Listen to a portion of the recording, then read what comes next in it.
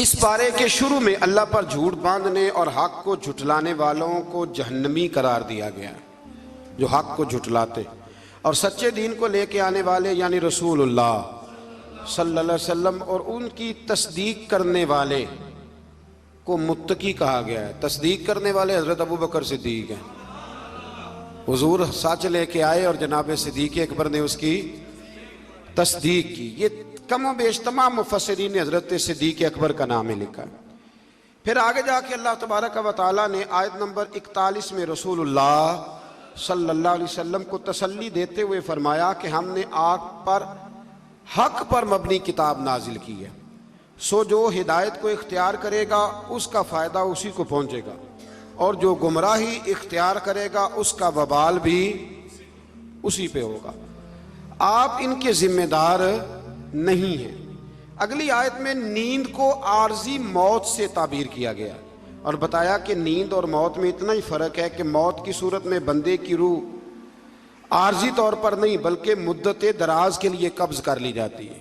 आप बताइए, जब नींद आई होती है आपको, वैसे आपने आधा घंटा 20 मिनट गुजारने हों तो पता होता है कि 20 हो गए 10 हो गए, तो सोए सोए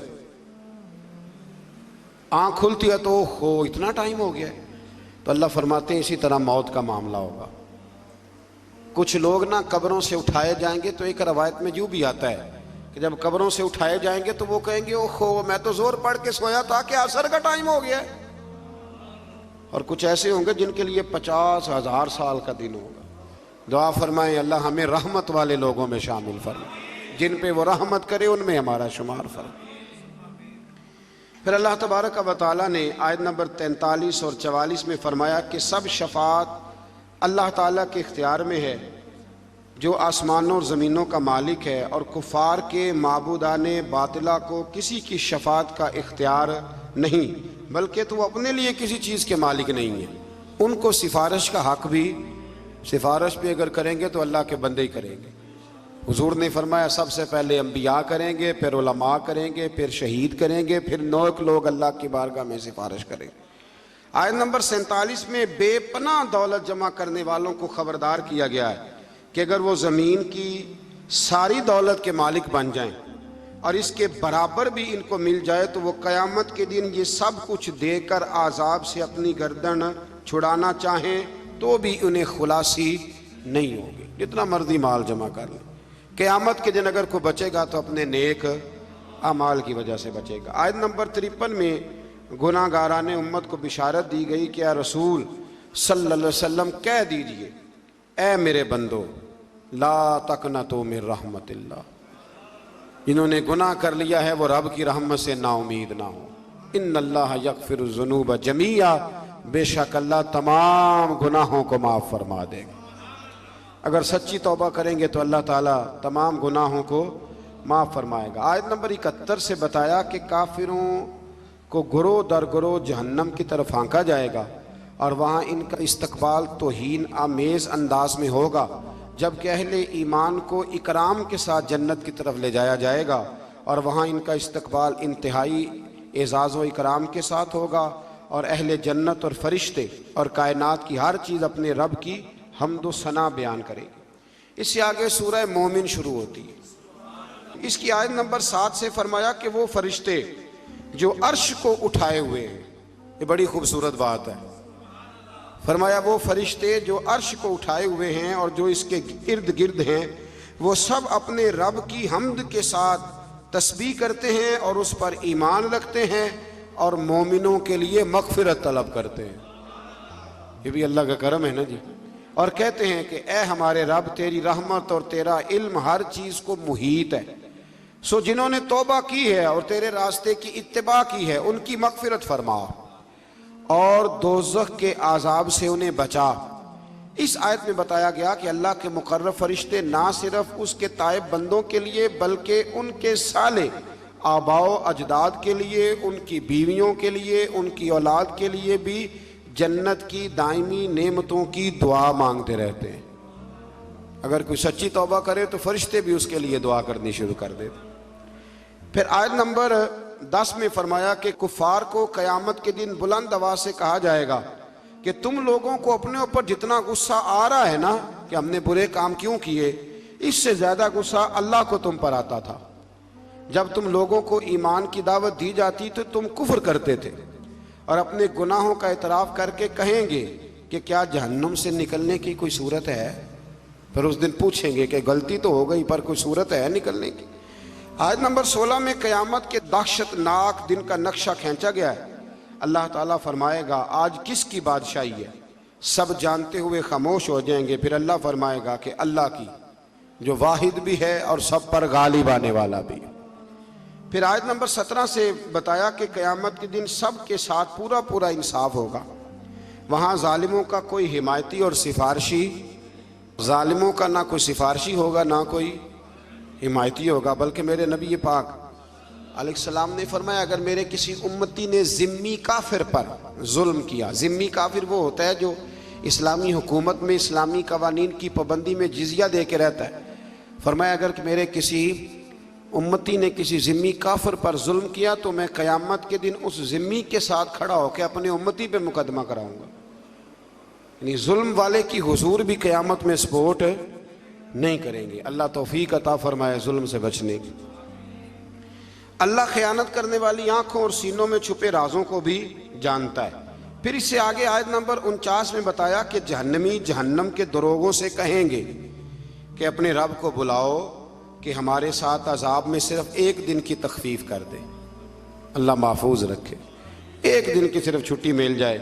जहन्नम का मुहाफिज अमला इनसे कहेगा क्या दुनिया में तुम्हारे पास रसूल निशानियां लेकर नहीं आए थे।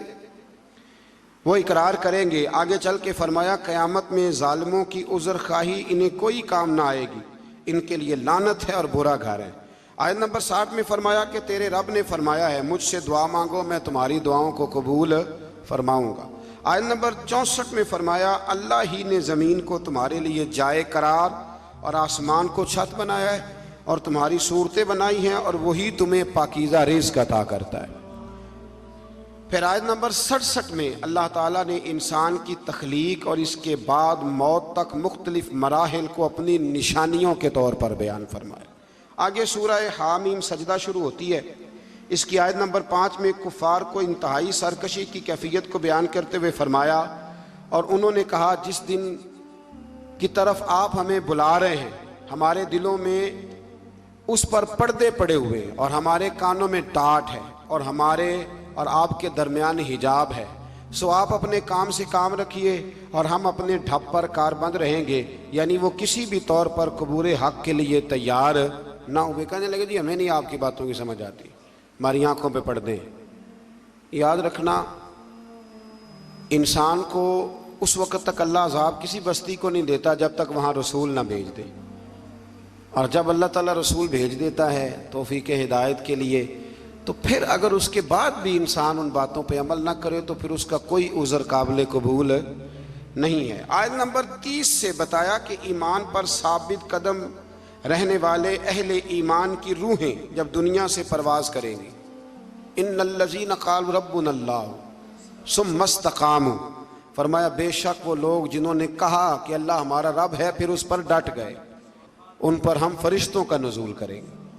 बाद मुफस्सिरीन ने लिखा है कि ये मौत के वक़्त फरिश्ते आएंगे, लेकिन हज़रत अल्लामा महमूद आलूसी उंदलसी, इमाम सुयूती और दीगर बहुत सारे मुफस्सिरीन कहते हैं मौत के वक़्त नहीं, मोमिन जब भी डट जाता है अल्लाह फरिश्ते भेज देता है।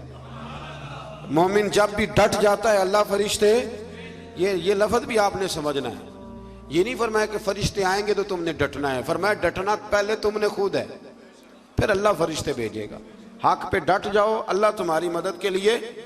इकबाल ने कहा था तू फिजाए बदर पैदा कर, फरिश्ते तेरी नुसरत को उतर सकते हैं गर्दों से, कितार अंदर कितार अब भी वो उतर आएंगे, लेकिन शर्त यह है कि तू फिजाए, तू उस तरह का ईमान पैदा कर। फरमाया फरिश्ते नाजिल होंगे और कहेंगे कि तुम न किसी आने वाली बात का खौफ करो, न किसी गुज़श्ता बात का रंज और मलाल, और इस जन्नत की बिशारत सुनो जिसका तुमसे वादा किया गया। और फिर इन्हें बताया जाएगा कि अल्लाह गफूरुर रहीम ने इनके लिए जन्नत में ज़ियाफ़त का एहतमाम किया है। बड़ी खुशी वाली बात है। यानी रब फरमाता है मैं जन्नत में तुम्हारा मेज़बान बनूंगा, मैं तुम्हारा मेज़बान हूँ जन्नत में। तो जितनी शान वाला मेज़बान है, मेज़बानी भी उतनी शान वाली फरमाए। और वहाँ जिस नेमत की भी ख्वाहिश करोगे तुम्हें वो दस्तयाब हो जाएगी। आयत नंबर 34 में बताया नेकी और बदी बराबर नहीं है, और दूसरों की बदी का जवाब नेकी से दो। अल्लाह फरमा रहा है बदी का जवाब नेकी से दो, इसके नतीजे में तुम्हारा मुखालिफ तुम्हारा सरगर्म और पुरजोश दोस्त बन जाएगा। अगर तुम जवाब नेकी से दोगे ना, मेरे पास वक्त नहीं वरना यहाँ कुछ हदीसें पढ़ता जिनमें नबी पाक अलैहिस्सलाम ने उन लोगों से नेकी की जो बज़ाहिर जुल्म करने आए थे। हुजूर ने नेकी की तो वो मेरे रसूल के गुलाम बन गए, वो नबी करीम के गुलाम बन गए।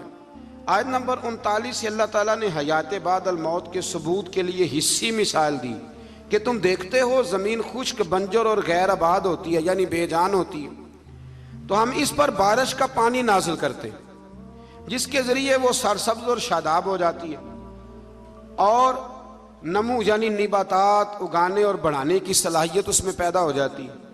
तो जो ज़मीन के लिए हयात है, फरमाया पास जो अल्लाह बेजान ज़मीन में जान डाल देता है वही आखिरत में मुर्दों को भी जिंदा फरमा देगा। और कई दफ़ा ज़मीन में जान डलती है, एक दफ़ा बिल्कुल सही हो जाती है, फिर हल चलाएं, फिर बीज डालें, फिर जान डल जाती है। इसी तरह मरने के बाद भी अल्लाह दोबारा इंसानों में जान पैदा करेगा। आयत नंबर 42 में कुरान की शान एजाज को बयान किया कि इसमें किसी भी जानिब से बातिल की कोई आमेज़िश नहीं हो सकती। ये सरासर हक है, कुरान सरासर हक है। मेरी ये ख्वाहिश है, ये ना सुन्नत है क़यामुल लैल आखिरी 10 रातों का, आप अपने अपने घरों में या अपनी अपनी मस्जिदों में कम से कम ताक रातों में रात को कुछ देर के लिए जल्दी ज़रूर उठें। सारी रात हो सके तो बड़ा ही अच्छा है। हज़रत आयशा कहती है नबी पाक सल्लल्लाहु अलैहि वसल्लम नफल के लिए पाबंद नहीं करते थे, पर रमज़ान की आखिरी 10 रातों में कहते थे उठो। ख़वातीन भी कोशिश करें, ये आखिरी 10 दिन जो होते हैं ना बड़े कीमती, और बिलखुसूस ताक रातें। बता इसलिए रहा हूँ कि आप में से कोई नेकी करेगा तो मेरे लिए भी बख्शिश का गुज़रिया बनेगा।